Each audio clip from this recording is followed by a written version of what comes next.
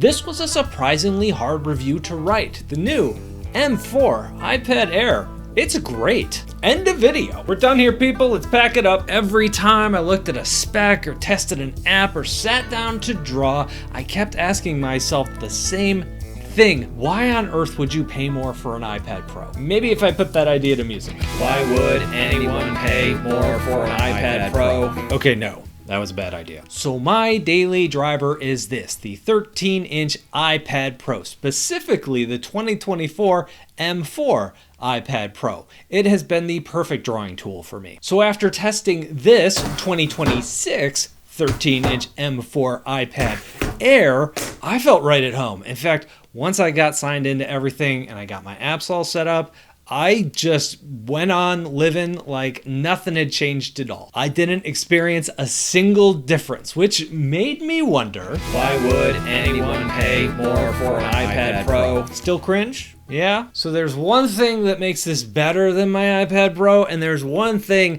that makes this worse than my iPad Pro. So let's start with the better. This is the same exact M4 processor that my iPad Pro has. This processor is great, like truly great. It can handle anything, any iPad app that I throw at it, and then some. In the 2 years that I have been using the M4 processor, I have never once said, boy, I wish I had more processing power. I don't feel like I have ever come close to touching what this processor is capable of on an iPad. So then what makes it better than the iPad that I have? Well, this iPad Air's base configuration comes with 12 gigabytes of RAM. Mine only has 8 gigabytes of RAM. And RAM has always been the most limiting factor on the iPad, no matter which generation we're talking about. If you're using something like Procreate on the iPad, how much RAM you have determines how many layers you can use in the app. Now for drawing, 8 gigabytes is actually a whole lot. It is enough. Back in the day when iPads had like 2 gigabytes of RAM or 4 gigabytes of RAM, that was arguable. 8 gigabytes is actually great for drawing apps. Now, when you jump into something like frame-by-frame animation, which Procreate can do, where every frame is a layer inside your document, then you start pushing against that limitation again. And in recent years, we've seen more and more pro-level apps coming to the iPad, and they're starting to hit the same wall. ZBrush, a 3D modeling app on the iPad, it is great, but also it's very RAM limited compared to its desktop counterpart. So when Apple rolled out their latest M5 iPad Pro this past fall, they made the same change that they made here. They bumped up the base configuration of the Pro to 12 gigabytes there too. The Pro also gives you the option to go up to 16 gigabytes if you're willing to upgrade your storage to like 1 or 2 terabytes, and you don't really want to know how much that'll cost you. Every reviewer is going to be focused on a different thing. For me, the main upgrade on this Air that I think is the best upgrade on this Air isn't necessarily the M4 processor itself, it's those 12 gigabytes of RAM on that base configuration. It is a really nice upgrade. I have a hunch it has something to do with Apple's new AI features that they're rolling out. AI is notoriously RAM hungry, so they probably feel like this is a change they have to make in a lot of their devices, their iOS, iPad devices, in order to get the most out of those new features they're working on. And even though I'm not an AI fan, I do admit I like that it's pushing up the specs that I care about the most. Why would anyone pay more for an iPad Pro? The singing will continue until each and every one of you has hit subscribe. Can I take a quick time out here and talk about something stupid? Yes I can. It's my video. The tear tabs on Apple's packaging are so dang satisfying. I've been recording these reviews for years and years, and it never gets old opening one of these packages.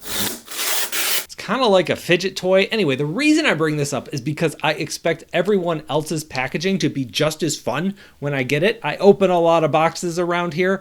Those packages are not nearly as fun to open. Samsung is totally the worst. I have never, ever gotten a Samsung pull tab to do the job it was designed for. See, there we go. Thank you for letting me talk about that for a minute. You probably all thought I was trying to turn you all into artists using your new iPads, but nah, I wouldn't do that. Wait, that's a lie. I do that to you all the time. I'm working on a big, huge update to my Procreate class right now, but that's probably not gonna be done until like April, maybe May. It's been several years since I've done a major update to that, so I'm really excited about some of the stuff I'm working on there. And if you're one of the thousands of people who already owns that class, this is gonna be a free update for you, so you don't have to worry about it. I'll let you know when it's available. But if you wanna learn more about that class, or my Learn to Draw in 60 Days, or my Intro to Digital Art class. I will link that down below in the description. Where was I? Oh, right. RAM makes the iPad better, but what is the one thing that makes this worse than my iPad Pro? That's easy. It's got to be the screen. When you make the jump from the iPad Air over to the iPad Pro, the real thing that you're buying, apart from a generation newer processor,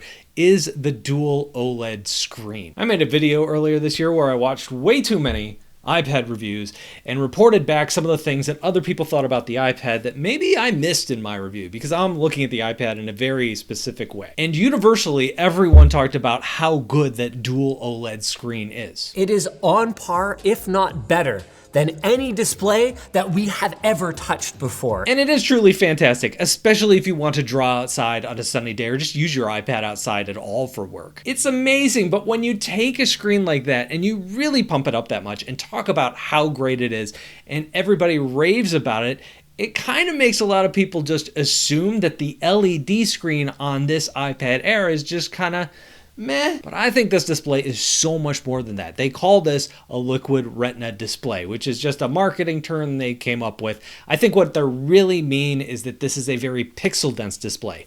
And when we're talking about a 13-inch screen, the resolution is 2,732 pixels by 2,048 pixels. There's a few less on the 11-inch screen, but that is a lot of pixels to press into this little screen size. Just last week, I was praising Huion for bumping up their 22-inch display, their entry-level drawing tablet, to 1440p, which is significantly, maybe not significantly, but it is smaller resolution-wise than this on a much bigger screen. The iPad Air looks so much better than Huion's display, and even though on the spec sheet this 600 nits of brightness that this can reach doesn't sound like it's even in the same galaxy as the iPad Pro's 1600 nits of peak brightness, the Air screen still gets plenty bright. The screen is still super crisp. The colors are really fantastic. The anti-reflective coating cuts down on a surprising amount of glare, but it's still a glossy screen, so the contrast still pops. This is truly a world-class LED display that can go toe-to-toe with a lot of OLEDs in terms of quality. The one feature I think a lot of people will miss is the refresh rate on the iPad Pro screen. This screen on the Air is only 60 Hz, and while I think animations look smooth and snappy at 60 Hz, you can definitely tell they're not as smooth as they are in the 120 Hz iPad Pro. This, more than the crazy brightness of that dual OLED, is the thing that I think separates these two screens more, at least for me. 60 Hz is a really interesting spec. It's often pointed out by tech people as an old standard that should just be done away with. We should be upgrading our screens to these higher resolution displays, and I agree. I would love to see that. But also tech people point out that regular folks just don't care. It's not a spec 99% of the people look at when they're buying a product. In theory, a higher refresh rate is going to mean a smoother drawing experience, less pen lag. But in practice, I find that the pen lag between these two screens in real time to be imperceptible. I'm going to slow it down here, but I'll throw a word of caution. If I have to slow my video down for you to even start to see the difference between these two displays, then you really shouldn't worry about it. The main thing that affects pen lag is the optimization of the software more than the screen refresh rate or the hardware or that sort of thing.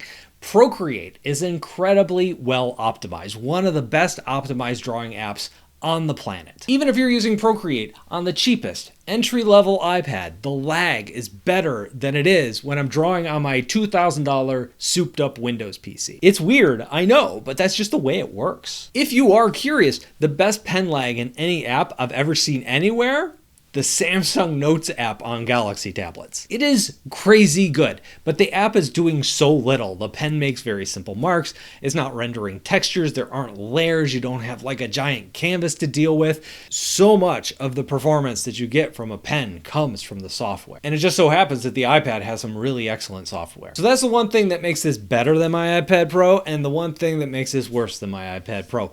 What about the rest? Well, It's pretty much identical. This is the same Apple Pencil Pro that I really love. It charges along the side of the iPad. Drawing with it is so good. There's a lot of surface area to the pencil tip, so I think that really helps with the control. A lot of styluses, when you look at the tips, they're really, really thin. That doesn't give you a lot of surface area that you're actually drawing with. This also helps when you're transitioning from an upright position with a pencil to a side position, which a lot of brushes take advantage of when you're doing things like shading and that sort of thing. The only knock I have against the iPad is that this is a smooth glass screen, and it takes time to get used to drawing on it with that plastic pencil tip. It's just not an organic feeling. It does feel a little bit artificial, especially at first, until you get used to using the iPad. Now, to counteract this, I use matte screen protectors on my iPads to make them feel better. They can add some resistance, and I think they feel great. It makes me feel like I'm more in control when I'm drawing. I'm also trying out some of the other accessories. The Magic Keyboard cover is really nice. I have used these before. I love them. I enjoy typing on them. The new Windows features in iOS 26 makes the iPad feel more laptop-y. And with every iteration of iOS, the iPad gets a little bit easier and easier and more fun to use with a keyboard and trackpad. Now, the iPad Pro's Magic Keyboard cover is a little bit different, although the experience of using it isn't that different. The one thing that they've upgraded on the Pro version is that the finish of the face is aluminum, and I would imagine that probably wears or doesn't wear as much as this soft rubbery case does over time. This is an expensive accessory though, $320. That is for the 13-inch version. The 11-inch keyboard is $270. I also have the Folio case here. This is legit the most underrated Apple accessory out there. I review a lot of Android tablets, and the tablets themselves have gotten crazy good. Like the hardware of the tablets, the screen and the build quality and all that stuff has gotten amazing on the Android level, but they haven't gotten the accessories right yet. In fact, a lot of times they just screw them up, or they try to do some kind of gimmicky thing that kind of ruins them for me. Anyway,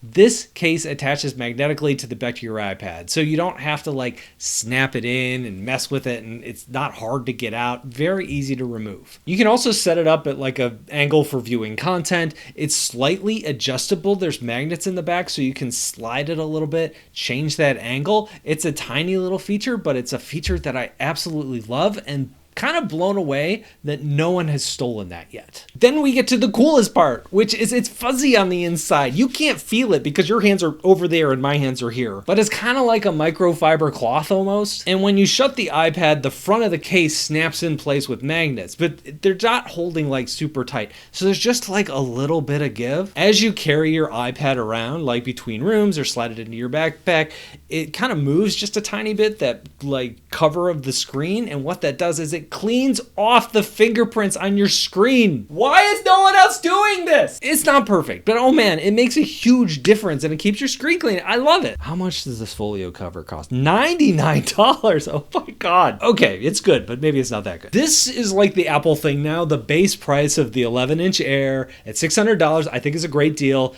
$800 to upgrade to the larger 13-inch screen, like the one I have here.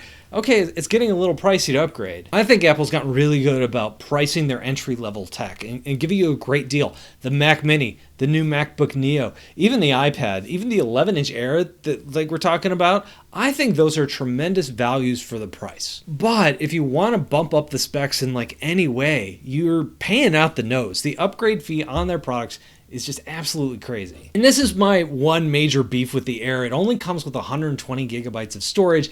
You're probably gonna want a little bit more. It's gonna make your life easier in a year or two. You're not gonna be bumping up against that storage limit and having to export a bunch of stuff and clear out a bunch of stuff. And you've all dealt with that with your phones before. The same thing happens on an iPad. I feel that just to jump to 256 gigs is just enough to give you the kind of headroom you need, at least for me. It is another $100, which, to be honest, I expected that upgrade to be more, but I think it's an upgrade you might want to consider. I think the iPad Air is pro in everything but name.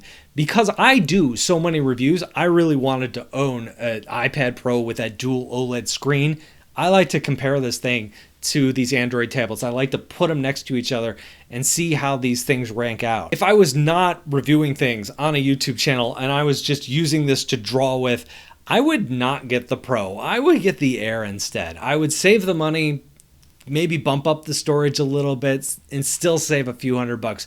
Because for me, that 120 hertz, It's nice to have, but it's not like a huge loss. For others it is, but I think it's a great value. I'm going to link the videos that I recently did where I watched hundreds of other people's iPad reviews. I really liked how that one turned out, but that's all I have for today. Thank you for watching, guys, and I'll talk to you in a couple of days.